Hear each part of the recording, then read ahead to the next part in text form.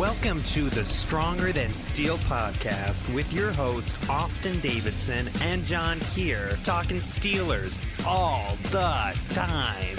Now, here's Austin and Jon.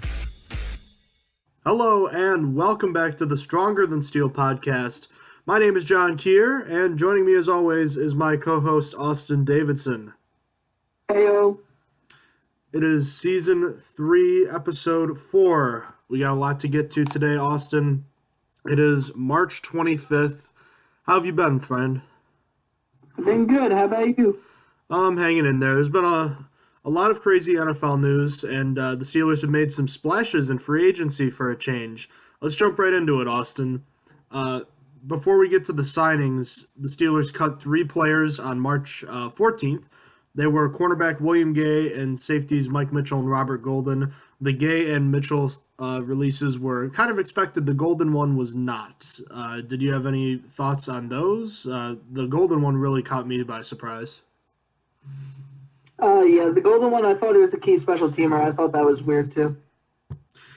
But yeah, beyond that, I think we knew that Mitchell wasn't going to be coming back, and it was confirmed after the Steelers were going to be signing Morgan Burnett. And I guess let's just talk about that since we're already talking about safety. So Morgan Burnett, formerly of the Green Bay Packers, an 8-year veteran, 3 years for $14.5 million. So a little bit about Morgan Burnett's production over his career. He's 29 years old. He's recorded 497 solo tackles. He has 44 passes defensed, 7.5 sacks, and 9 interceptions to go along with 102 career starts. So, Austin, what does Burnett add to the Steelers' defense in 2018, and do you like the signing? I actually love the signing. Thanks to the Honey Badger killing the safety market by only taking $8 million, Morgan Burnett came to the Steelers for cheap, almost the same as Mike Mitchell made. And in my opinion, I think everyone will agree, Burnett is much better. I've always loved Burnett and thought he was underrated. Unrelated to real life stats and such, but I used to have him on my Madden teams all the time when I played Madden because I loved him in the game. But he joins Ben Roethlisberger as one of the only 2 players to have a Super Bowl ring on the current roster, obviously winning his in his rookie season with the Packers in the Super Bowl against the Steelers. I also loved his pressure coming into Pittsburgh. He knew he wanted to be in Pittsburgh. I haven't even talked about what he adds to the table. But I strongly suggest everyone to check out his pressure of him coming into Pittsburgh and saying why he wants to be there. He seemed like a perfect fit right off the bat, but he gives the Steelers options, and that's beyond valuable. They also got a guy who's been a signal caller for Green Bay, and that was one of the Steelers' problems last year after Shazier got hurt, communicating the play. He can also play linebacker if necessary and come in on safety blitzes, so he brings a lot to the table. What do you think of the Burnett signing? To clarify, when Austin talks about signal calling, Burnett actually called all the defensive plays. So we're not talking about like the secondary signal caller like Mike Mitchell was. Burnett called the plays like Ryan Shazier did. So he really did it all for them. As a matter of fact, his deal, $14.5 million, Austin, that's 14.5 is just under double what Mike Mitchell would have made this past year. So it's a fantastic signing right off the bat. The Steelers are a better team with Morgan Burnett on the roster as opposed to Mike Mitchell. Yes, the career stats of both players are pretty similar, and Burnett is known more as a box safety. He's more of a strong safety than he is a free safety, so he's probably going to be moving in at strong safety. As far as what Sean Davis or Cameron Sutton does, we're not really sure right now. We'll get to that in a minute, but Burnett is more of a box player, as I said. He's a good run defender. He's a very solid tackler, as far as I'm aware. And, I mean, what was one of the big problems that Mike Mitchell had last year? And I'm not talking about physicality. I'm talking about being able to make the tackle. And not just tackle, but as far as pursuit, Austin. How many times did we see him take a terrible angle that led to a big gain? So many times. His tackling was one of his worst qualities. And then beyond that, we talked about it all year long from the midpoint on about how they kept giving up big plays that could have been ended by a tackle. And that's something that maybe Burnett's not going to be in the position to do as often, but it's something that he'll have a chance to do. And he also showed on tape the ability to cover tight ends down the seam and running backs coming out of the backfield. So that's very important. And yes, it would have been nice for the Steelers to get Tyrann Mathieu, but this is a very good short-term option, and it came at quite a bargain too. So the aforementioned safety position, I've heard that the Steelers are wanting to move Sean Davis to free safety, let Burnett take over at strong safety, and then I've also heard, which I know I've told you before, Cameron Sutton could potentially move to safety as well. And then there's a draft pick that could be coming in within the first few rounds. So what do you think about all that? Like, as far as the lineup goes, who would start, potential position changes, what do you think will happen, and what do you make of all of it? Well, for the lineup, I expect the starting safeties to be Davis and Burnett. I can't picture Sutton taking Davis's job after one bad season, at least not to start the season. I also prefer Sutton as a cornerback from what I've seen. I think he's good at that position and should stick with it. But switching to safety also doesn't mean he can't play corner. In fact, the Honey Badger is lined up as a corner for a good amount of his snaps, and he's a starter at safety. So I still think that his main position should be corner. But now I didn't say who should be the free safety and who should be the strong safety. Personally, I do think Sean Davis should move to free safety. I think it fits more. I believe him to be faster than Burnett, and while Davis has been a disappointing tackler, he's been a pretty good playmaker. And when I think of a free safety, I usually think of that guy as the faster safety that makes the big plays, while the strong safety is the steady tackler and better in coverage, which would make it perfect for Burnett. So I feel like Burnett should be the strong safety, and Davis should be the free safety. And then halfway through the season, if Sean Davis is still disappointing, I feel like you could try the rookie should be already. I'm expecting a rookie to come in, early rounder. I expect him to be already rotating with one of the safeties, or if not both of them, to give them some freshness in the defense. So I think if Sean Davis is really doing poorly about a quarter way through the year, you could just start throwing the rookie in more, and we'll see how it goes. So. Well, that's what I think about the safety position. What do you think about all the stuff? You know what else I've heard? I've also heard that if they potentially move Sutton to safety, they would keep Burnett in dime packages or nickel packages, and he would basically be another linebacker. What would you think about that? I like that, actually, because I knew Morgan Burnett could play safety. I'm sorry, not safety. He could play linebacker. I like that a lot because I think he would be a fitting linebacker. What do you think of that? I think that'd be pretty cool too. That or the rookie draft pick, whoever that could end up being if that is the case. It's kind of interesting to me that Burnett can play both safety and linebacker. We've seen that a lot in the NFL recently. The player that comes to mind for me is George Wilson, safety turned linebacker who could play kind of both. He was a run-stopping kind of safety / linebacker for the Bills.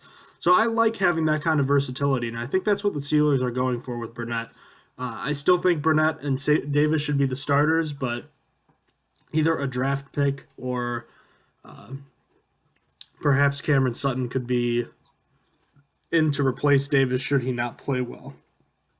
The other free agent signing the Steelers got to was Jon Bostic, formerly of the Indianapolis Colts.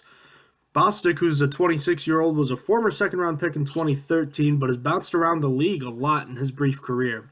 The Steelers are now the fifth team he will have played for in his career. He's never had a problem producing, though. He actually had a career-high 97 tackles for a bad Colts team a year ago, but he's had several injuries that have nagged him in the past few years, and he's not slow, but he's not blazing fast either. So where does he fit on this defense? Well, I think that he fits. I don't really like the signing as much, to be honest with you. I like the signing, but not as much as the Burnett signing. I think that the team could have went after Preston Brown instead, who would have been a better fit. He's only 25. I mean, it's a 1-year difference, but still. His contract with the Bengals is only $2 million more a year than Bostick's, and I think Brown is a significantly better player. But that's not to say Bostick signing is bad. It's a very good signing for depth. I think he's a reliable guy that has given the plays on the field, just like Burnett. So that really is a plus about him. I think he fits as a rotational player, splitting time with the rookie drafted, but he will get a good amount of playing time in my mind. I also like that he actually probably has something that is better about him than Shazier. and that's securing tackles. Shazier had a problem finishing his tackles, which held him back from being the best inside linebacker in the league, and Bostick has actually been pretty good at that. He's not as fast as Shazier, though, and doesn't have Shazier's playmaking ability, but, I was surprised that anything about him was better than Shazier after looking at his stats. What do you think of the Bostick signing? How does he fit with the Steelers? The only reason I could think about, I think that Bostick might have been signed ahead of Preston Brown. I'm pretty sure the Bills run a 4-3 defense, and I'm not sure if the Colts run a 4-3 or a 3-4, but if they run a 3-4, that could be a reason why we saw Bostick as opposed to Brown, because I know Brown usually the Bills usually play in a 4-3. So that could be a reason. It wouldn't really have deterred me personally, but obviously we're not them, so I'm not gonna act like I know what they should be doing. But in any case, as far as do I like the signing, yeah, and I'm gonna agree with you. I like the Burnett signing more, but this was probably more important as far as need, because we both know this position was in terrible shape right now. So, of course I like the signing, and let's talk about this. He's better than Sean Spence, LJ Fort, and Tyler Matakevich right off the bat. So that's good. So now those guys can go play special teams, and even though the draft need is what I believe to be still very high, this helps the depth issue, which we said was a huge problem regardless of who was starting. We needed to make sure that there was someone else behind Williams or whoever the draft pick would be that needs to be able to produce. And he's quite a similar player to Vince Williams as far as build and as far as his playing style from what I've seen and heard. He's a downhill defender that hits pretty hard.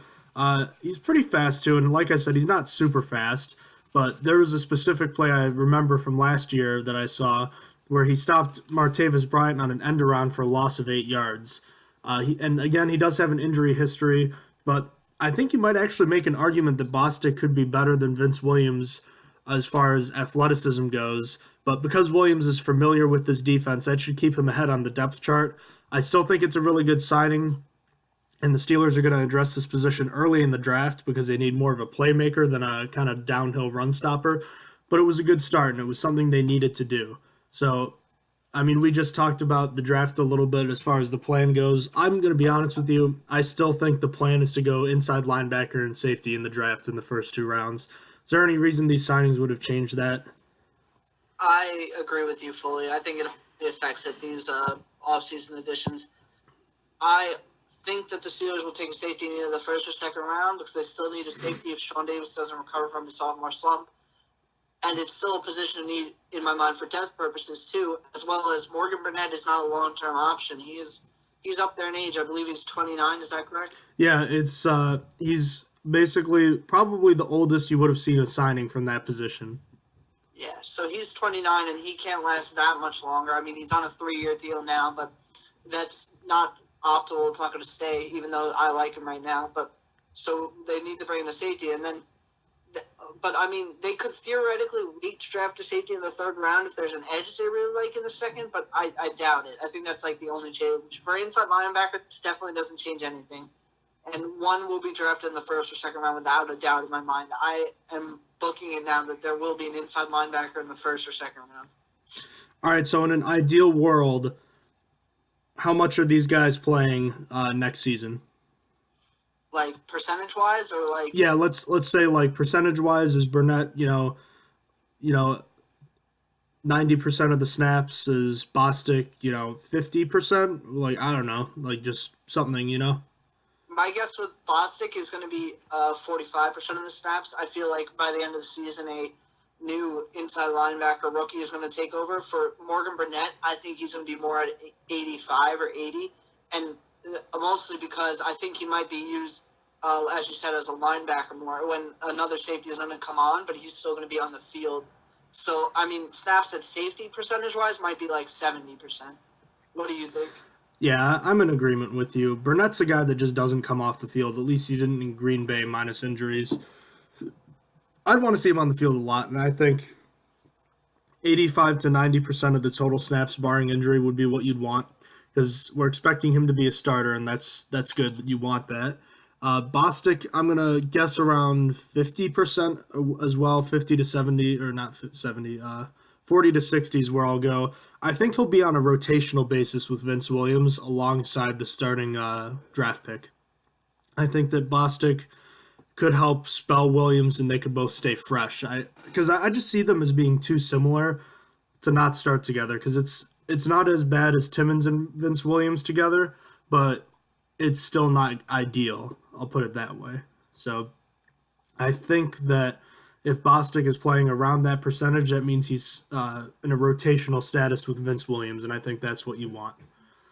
All right, Austin, let's talk about the tackles on the Pittsburgh Steelers right now. The starters, you have Marcus Gilbert and Alejandro Villanueva. And at backup, you have Gerald Hawkins and Matt Filer after they lost offensive tackle Chris Hubbard to free agency. So first, let's talk about Hubbard, the 26-year-old. He signed a 5-year, $37.5 million deal with the Cleveland Browns. Both him and Sean Coleman's signings signaled the end of future Hall of Fame tackle Joe Thomas. So we already talked a little bit about Joe Thomas, but what do you think about the signing for Hubbard and the Browns? This was so sad for me personally, not for the Browns. It's not even like it was unexpected. We knew Hubbard could be a starter somewhere, and he's going to be that in Cleveland. I'm glad he got paid, but I wish he went outside the AFC North personally. It makes sense, though. Browns offensive coordinator Todd Haley knew what he was getting. Probably made the first call to Hubbard. I like the fit. I'm glad he got paid. I'm just sad that he stayed in the AFC North. What do you think? Yeah, he's a good player, and it's sad to see him go. We knew he was going to, and going to the Browns hurts a little bit more. But as we've seen for years, even though the Browns have had a good offensive line, that doesn't really mean they're going to be great. I mean, the Steelers have had God knows how many sacks over the last 3 or 4 years against them. They've had a lot, so it's not something I'd be super concerned with, but obviously he improves the line. But then again, losing Joe Thomas, I would say, would hurt more than adding Chris Hubbard would help. So as far as what the Steelers have on the offensive line, at offensive tackle, what do you see here? What do you like? What do you don't like about this group? Well, it's not quite as good as the interior lineman, but it's still pretty good compared to the league. Alejandro Villanueva was probably the weakest link on the line. He's not bad, but he's not as good as the rest of the line, really, which isn't the worst thing in the world when you're looking at a line with Marquise Pouncey, David DeCastro, Ramon Foster, and Marcus Gilbert. He's decent, though, and he showed some really great looks 2 years ago towards the end of the season. So I know he has it in him to be as good as the rest of the line. But for Gilbert, he had a not-so-good year, but still a good one. His year looked bad when Chris Hubbard came in and played just as good as Gilbert did, to the point where it felt like there was no difference who was in. But I think that's more of an ode to how good Hubbard is rather than Gilbert being bad. The suspension last year hurt his year, really. A year already hit with a few injuries, but I believe he'll bounce back strong and play well like he always has. As for backups, Gerald Hawkins has had very limited playing time. Same with Filer. But I actually liked Filer. We got to see him play in the last game against the Browns last season. I thought he did well. Given it was the Browns, but still, Hawkins is still a question mark for me. I'll have to judge him more this year, as I expect him having more playing time with Hubbard gone now. So I'm going to give Hawkins a really good look this year after being injured his entire first year and then not much from him in this past season. So, well, what do you think of the exterior line? Well, what you're going to be the most important thing to watch in this preseason as far as offensive tackles go is who's going to be the first swing tackle off the bench. Is it going to be Hawkins or is it going to be Filer? I know there's no way of knowing, but just a random guess. Who do you think would get that right now? Who do you think the Steelers coaching staff would have as their top backup right now? I think it's Hawkins, because we did see Hawkins a few times in the season, but I don't know. Maybe Filer can take it over. Who knows? If I'm not mistaken, I think Filer played more in the finale, but that was also last season. So I think based on what we last knew, Filer had more snaps, but it wasn't like a ton more. It was like maybe like a half, like 2 drives more, It's not like it was, I don't think the coaching staff knows. I think they'd prefer Hawkins since they invested a 4th rounder into him. But I know they've liked Filer for a good long while because he's been on the team for a while. I think it's been like 3 or 4 years where he's been on the practice squad and now on the official roster. So they like him for sure. As far as what the Steelers have here, they have a lot more question marks as opposed to the interior line. Starting right tackle Marcus Gilbert had what you could call an up-and-down season.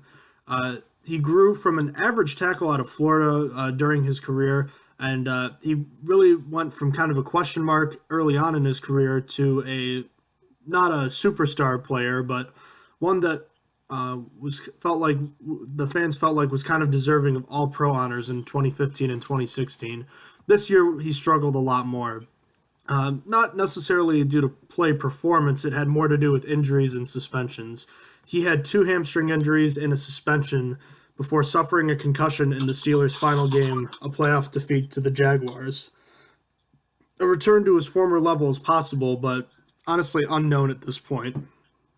Opposite him is Alejandro Villanueva, who also had an up-and-down year by his typical standards. He really struggled out of the gate before rebounding to have a pretty adequate season. Villanueva doesn't have a glaring weakness, but he's not as consistent as you would like him to be. Backups Gerald Hawkins and Matt Filer are probably going to get increased playing time this year now that Hubbard is gone. And as I mentioned already, it's going to be a question mark of who's the first swing tackle. As far as Hawkins goes, there were talks last year about him overtaking Villanueva prior to training camp when Villanueva was having those contract disputes, but he never cracked the lineup, so this is going to be a big year for him. All right, so now that we've talked about what the Steelers currently have, should the Steelers add a player at this position in free agency? Nah, no one in free agency worth picking up as a backup over Hawkins and Filer. I think the Steelers are good. What do you think? No, there's no reason to. The last time they did this, they got Ryan Harris, who played like 2 games, and then we had a season-ending injury and made no impact. So there's no reason here. What about the draft, though? Is that a little different? Sort of. You could make an argument for Filer and Hawkins being replaced, but it's a very small argument. It would be a late-round pick to add someone like Hubbard. What do you think? I think we're still a year away from getting a tackle drafted. They have their backups in place this year, and they have their starters in place for at least 2 more years. Yeah, 2 more years after this. So it's not a super pressing need. But that being the case, Austin, we know the Steelers didn't draft an offensive lineman last year, so it's quite possible they do this year. And on the chance that it is a tackle, give me one prospect that you've looked at that the Steelers fans should be paying attention to. The first one I picked is Will Richardson out of NC State. He is 6'6", 304 pounds. And a notable thing he did at the Combine was he had the 4th highest vertical among linemen. He had a 31.5 inches. So I guess that's something. Vertical doesn't really matter for linemen, but he still did it. So Richardson's career has been up and down, but finished on an upside. He finished as a second-team All-ACC tackle. However, Richardson has some character problems, being held out of 3 games due to suspension from driving drunk on 2 separate occasions, 1 game in 2015 and 2 in 2017. Every year he's missed a few games. In 2016, he missed out on 2 games due to illness rather than a suspension. But going to his strengths, where Richardson is strongest is in short yardage situation. He knows how to generate leverage at the point of attack to create the space needed to gain the little amount needed on the play. It's not just his leverage, though. It's his positioning. He has good positioning, always bringing his feet with him. In all situations, he's very good at keeping his block centered and sustaining the block. Richardson had strong power in his hips that he can draw torque from to turn defenders out of the lane they are aiming for. He's not just powerful from his hips, though. He can rattle pads when he lands his block. Another thing Richardson excels at is his timing on the second level. He is really good at knowing just when to get into a linebacker and where to be. Finally, Richardson knows how to run an edge rusher up the pocket, and even when he gets beaten, he has enough athletic ability to recover from it. So what are his weaknesses? The big one with Richardson is obviously his off-the-field issues, which could lead to him getting more suspensions in the NFL. What's troublesome to me, personally, is one came from the past season. And it's not like it was a mistake that happened in the same season and he grew from it. It was one in his freshman season and then one in the most recent season, which were separated by a whole season in between. So it's not like this is something he's just gotten over. So then he is built like a guard rather than a tackle. As for his actual play, he is rather slow in his initial lateral movement at times, often playing with some leg stiffness. Richardson sort of has a balance issue, having poor body control when he gets further from the line of scrimmage, as well as getting thrown off when a defender uses a well-timed stab move. Another contribution to his balance issue is that he often lets his base get too wide, causing him to lose footing. His bending is a bit off, too. He bends from the waist and overextends, and that lack of an adequate bend prevents him from settling down and holding his ground. Then finally, Richardson didn't get to face two top edge rushers in Duke Ajayafor and Harold Landry because they were both finished for the year at the time that NC State got to play them. So the bottom line for Richardson is that he has gained comparisons to Buffalo Bills tackle Deion Dawkins for his play style. It's going to be hard to predict where Richardson will go in the draft because of his off the field issues. They're going to turn some teams away, and for teams okay with his off the field issues, he may go as early as the 4th round, but really won't go much earlier because of the flaws in his balance and bend, and could go as late as the 6th round because a team might not want to take the chance with a guy that might just get suspended. So that is Will Richardson from NC State again. So who is your first prospect that you looked at? Well, if you live in Pittsburgh, you might know this player already. His name is Brian ONeill, a redshirt junior out of the University of Pittsburgh. ONeill was a stout offensive lineman at Pitt, a unique talent. In high school, ONeill was not only a football star at tight end, he was actually better on defense in high school when he won the Delaware High School's Defensive Player of the Year award. Furthermore, he was also the State Player of the Year for his boys' basketball team, so ONeill's athleticism has never been a question mark. After redshirting in 2014, the coaches moved him to offensive tackle in his sophomore year, and he started 12 games that season, 11 at right tackle and 1 at left tackle, before starting all 13 games at right tackle in 2016.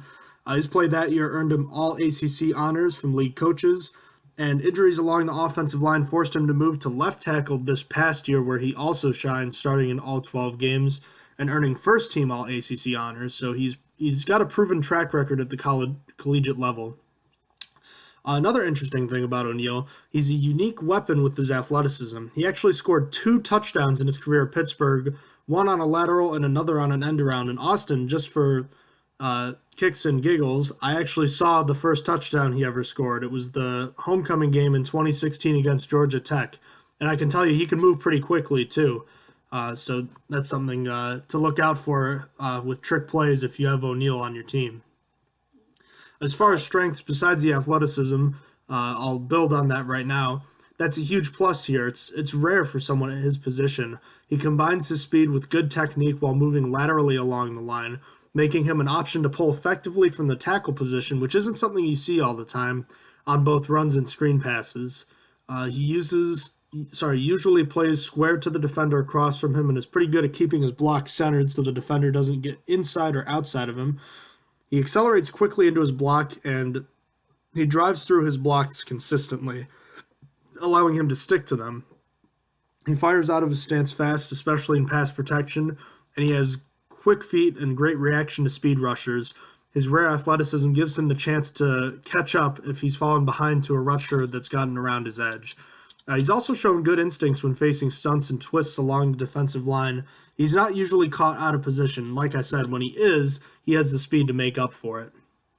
As far as his weaknesses go, though, he didn't do a whole lot to stand out when he was at the Senior Bowl.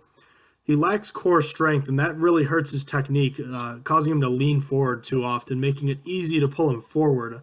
ONeill doesn't have great hand placement either and has a bad habit of keeping his hands outside too often, leading to holding calls and more losses in one-on-one battles when he loses inside leverage. He's more of a grabber than he is a puncher when he engages with the defender. This is especially the case when he faces a bigger and stronger rusher. When this happens, he tends to panic, actually, and loses his technique. His footing is just terrible in that instance. It happened at the Senior Bowl, and it makes it really easy to push him into the backfield. His lack of upper body strength is something teams are going to be wary of coming out of the draft. So bottom line, ONeill has some good but not great measurables and is a fantastic athlete. Unfortunately for him, his lack of upper body and core strength and his struggles at the Senior Bowl are going to scare some teams away in the early rounds. Right now, he's just a one-dimensional lineman fitting only zone blocking schemes. He has a chance to become more than that over the next couple of years, but he's got to hit the weight room. If he can't, he's going to probably have to move to guard where his athleticism can be better served, while his weaknesses are better hidden. For now, he's a good project player, though, with a high upside. Mock drafts that I've seen have him going between the second and fourth round, so likely will be off the board before the Steelers are considering taking a tackle. Who's the second prospect that you took a look at, Austin, that Steelers fans should be paying attention to? The second one is Cole Madison from Washington State. He is 6'5" and 313 pounds. Madison started all 13 of his games at right tackle in 2017, earning himself second-team All-Pac-12 honors, and was an honorable mention All-Conference pick as a season starter at right tackle in his junior year. Even when he was in high school, he was a top 50 guard. So a lot of Madison's strengths had to do with his play speed. He is very quick out of his stance and is actually a pretty good athlete, showing that he excels as a move blocker and is good getting upfield to lead on screens. Excuse me. He's also very fast to get his feet into proper positioning on reach blocks. Make sure he establishes his hand positioning early in the rep. Another one of his strengths is his play.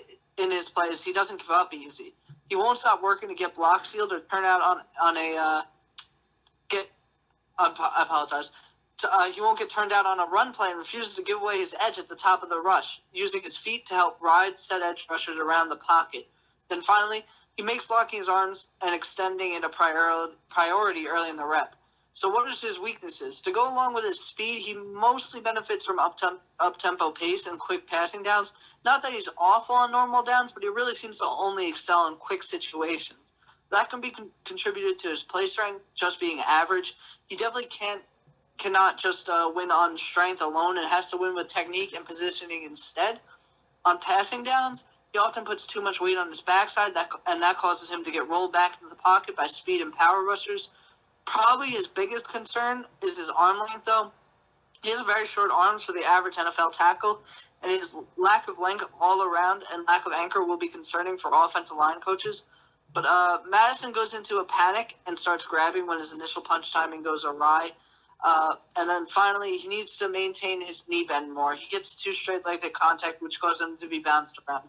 So the bottom line about Madison is if he just puts on some strength in this offseason, he could be a third-round tackle, in my opinion. He already has the desired athletic ability and strength, but he just doesn't have that anchor in pass protection a team would want. Madison may even end up as a guard in the NFL because, again, his arm length is short for an NFL tackle. As for now, the earliest he will probably go is round 5 and could end up undrafted if teams don't think he can put in the effort to bulk up. So that is my second prospect, and again, that is Cole Madison from Washington State. So who is your second prospect that Steelers fans should be watching out for? It's got to be someone that Alejandro Villanueva might have his eyes on. His name is Brett Toth, the tackle from Army. I forgot to mention Ryan ONeill from Pitt. He stands at 6'7", 305. I did forget to mention that. So Toth is a little shorter at 6'6", also 305. He did not attend the combine this year. Neither did the third prospect, which I will talk about later. Toth was a monster at right tackle for the Black Knights the past 2 years. He started 25 of a possible 26 games in 2016 and 2018. He helped the Black Knights lead the nation in rushing yards per game with 362 per game. He also played tight end in high school, similar to how Villanueva played tight end in college. So that's something to look out for. Toth has adequate height at the tackle position and still has room to pack on more muscle to his frame. He plays with a distinct toughness at the point of attack, making him an attractive option to run behind. He gets low into his blocks and rolls his hips under his hands to fire out into blocks. He has good lateral agility for reach blocks, and trapping and option offenses utilizes cut blocks often, so he's pretty good at it. He has a high motor running in space with the ability to reach safeties, actually, when running downhill. He shows good range and agility and limited pass protection, matching up with Nick Bosa, the defensive end from Ohio State. You might remember his brother's name, Joey. He plays in, I wanted to say San Diego for a second, Los Angeles with the Chargers. Toth's flexibility makes it easier for him to get to edge rushers that want to get outside of him. So those were the strengths for him. But as far as the weaknesses go, yes, Toth has good raw ability, but his technique and pass protection needs a lot of work. Now, Austin, do you know anything about the Army offense, kind of what they run? Not really, no. All right, well, option offenses, Austin, typically don't throw the ball a lot, and Army runs the option.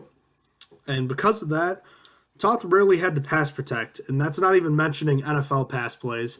Most of Army's passes are 3-step drops or play-action fakes that are just quick bootlegs. So that being the case, he has almost no experience at all when it comes to blocking for 5 or 7-step drops. As I mentioned, the play actions, they also deter pass rushers when you throw the ball only 10 times per game, if that. He opens up far too early in pass protection when he has, making it easy for him to be beaten inside, which is your first priority as an offensive lineman. So he's not where he needs to be right now when it comes to strength and mass, nor pass protection technique. So as far as an overview goes, Toth is a quick and athletic offensive tackle who has a good motor, but he's not ready to be an NFL lineman right now. And again, would best fit in a zone blocking scheme right now. He needs to spend at least a year or two beefing up in the weight room too, and he needs to be coached up in pass protection or else he's not going to be able to play tackle in the NFL. His athleticism will keep him around, and he could play guard if he doesn't max out his potential, but his size makes more sense at tackle. He has great raw skills and potential, but he's not someone you'd want starting on either side right now. He's been a projected late-round pick, but his upside could be more attractive to teams in the middle rounds.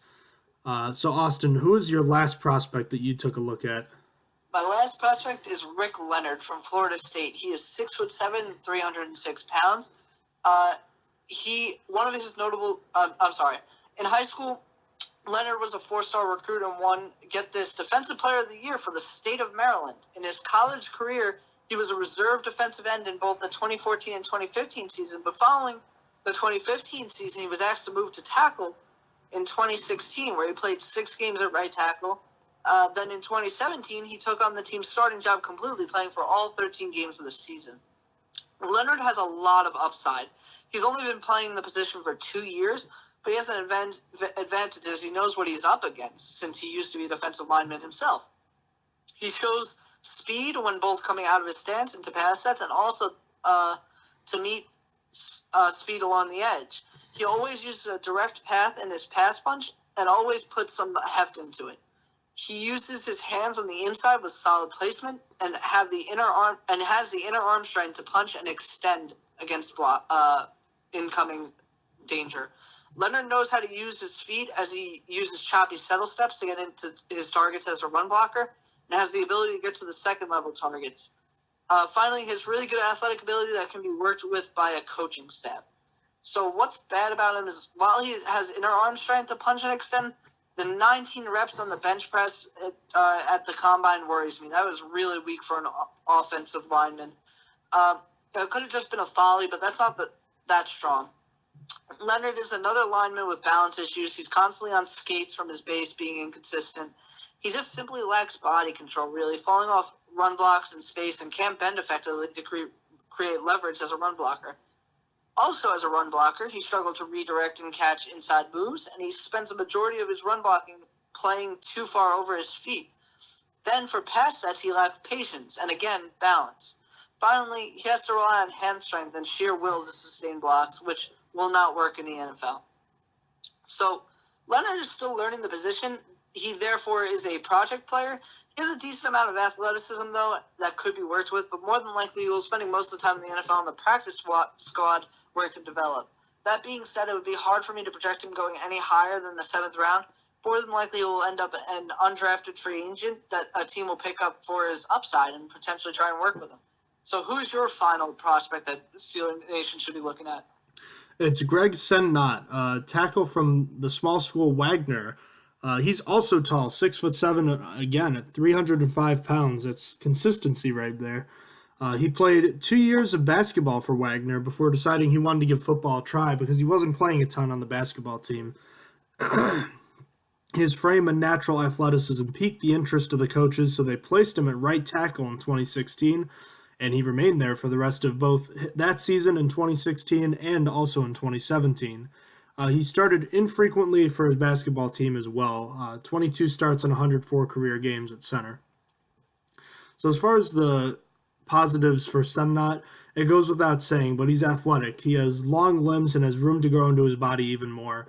As a two-sport athlete in college, he clearly didn't get tired very easily. He reacts well to having to make quick adjustments on the fly to moving targets and shows good quickness while kicking into his slide and pass sets. He keeps his hands ready and prepped to fire out, not firing out too quickly or too late. He showed a nice ability to transition from a combination block, moving off with a block with a guard or a tight end, to a linebacker or safety that is driving down the hole. He drives through his run blocks effectively. You like to see players finish and not give up on the play. As far as his weaknesses go, Sedna does not have the proper strength or body mass right now. Similarly to the other two prospects I talked about with ONeill and Toth, he's going to need to add significant muscle and mass to both his upper and lower body. That's going to take at least a year, probably more like 2. His height works against him at times. He really tries to shrink his frame in an unusual fashion. He dips his head forward and bends at the waist. He doesn't get any leverage at the point of attack, and he can't keep his blocks centered in front of him, probably due to his poor hand strength. Leaning forward and keeping your head down like he does, that's one of the first things coaches will tell you to not do, because you'll get pulled forward easily, especially by smaller and shiftier defenders that know that he is going to try to just run them over. So he can't anchor well against stronger defensive linemen either. And he doesn't do himself any favors when he does punch. Even though his hands are ready and he punches at the right time, he rarely hits the mark, and that doesn't do him any favors either. So bottom line, Sedna is similar to the other prospects I've reviewed. He's a great athlete, but he has poor technique and is not strong enough to be a lineman right now. If he can make it to a practice squad, he'll have a chance to become a backup and potentially even a starter, but he's going to have to work hard to get there. He's a projected 7th-round pick who I predict would probably go undrafted. A team could and probably should take a flyer on him late in the draft. That's where I think the Steelers could come into play here. So, Austin, let's rank your prospects based on how you think they would fit with the Pittsburgh Steelers, and who do you want to see end up with Pittsburgh from first to last? My first one is a surprise, and it's Rick Leonard. At least I think it'd be a surprise. He's a developmental player, and he wouldn't be brought in until 7th round or even as an undrafted free agent. And if he's an undrafted free agent, I honestly hope that the Steelers bring him in, because I like a player that Mike Munchak can work with. I think we said on an earlier podcast where I said I feel comfortable bringing in guys that Mike Munchak could, that are project players that Mike Munchak can develop, like Chris Hubbard and B.J. Finney. So I would like Rick Leonard to come in if he's there. If he's undrafted, I hope the Steelers bring him in just to try him out. Next up is Cole Madison. Really, what did this for me was not Cole Madison's his stats and stuff and his positives and strengths and weaknesses. It was more that Will Richardson just had way too many question marks for me. Will Richardson also was projected to go higher, but he also had suspension written all over his face. He seems like he's going to be a problem in the NFL. He's not even that great, so he's not worth it. So I put Cole Madison above Will Richardson only because Will Richardson just seems like he's just going to get suspended and not make it in the NFL at all. So how do you rank your prospect based on the fit with the Steelers? I have Brett Toth at number 1. I think he fits the Steelers mold, and it makes sense. He's more of a project player. They really all are, the ones that I looked at, but I think he's the one that makes the most sense. Gregg Sedna is probably the most likely, assuming the Steelers don't draft one, to still be available. He's another potential option. And then last I have Brian ONeill. It'd be great to have another Pitt player come to Pittsburgh to play for the Steelers, but I just don't see it happening. He's valued at too high of a pick, and the Steelers don't need to invest that high in a draft pick right now. I must say it's intriguing to potentially add a player like him who could also play in some gadget plays, potentially throwing some passes, some end arounds even. But the fact of the matter is nothing could top Chris Hubbard running a pass route last year. Am I right? Yeah, that was really funny. I really wish he got the ball. I know. It's something that I hope will happen in Cleveland for him. But in any case, I guess let's get right down to it, Austin. Do the Steelers take a tackle in this draft, or any offensive lineman if you say no? That's a hard question. I think that the Steelers will end up bringing one in undrafted. I think they're going to get one undrafted free agent to bring into camp. I don't think they're going to actually draft a tackle. They might go for guard because they don't really have a backup in place, in my opinion. So they might draft a guard in the 7th round. I think they take an interior lineman with their last pick and they bring in a tackle as a UDFA, exactly as you said. That was just what I was thinking. All right. So is there anything else Steelers fans should know about the tackle position before we wrap this episode up? No, I think we're good. All righty. Steeler Nation, thank you for joining us tonight. And we'll be back soon with another episode on the cornerbacks. Yes, we're moving right through our pre-draft coverage. The NFL draft, I believe, is a month away from today, which is now the 26th. It was the 25th when we started, correct? Yep. Alrighty, so we're moving right along. Thank you so much for joining us. As always, follow us on Twitter at @stronger_steel. Check us out on our website, strongerthansteel.nfl.blogspot.com. We're on iTunes under the name Stronger Than Steel Podcast. So thanks again, ladies and gentlemen, and Austin, you have a good night, my friend. You have a good night. You have been listening to Stronger Than Steel Podcast. Thank you for joining us today, and don't forget to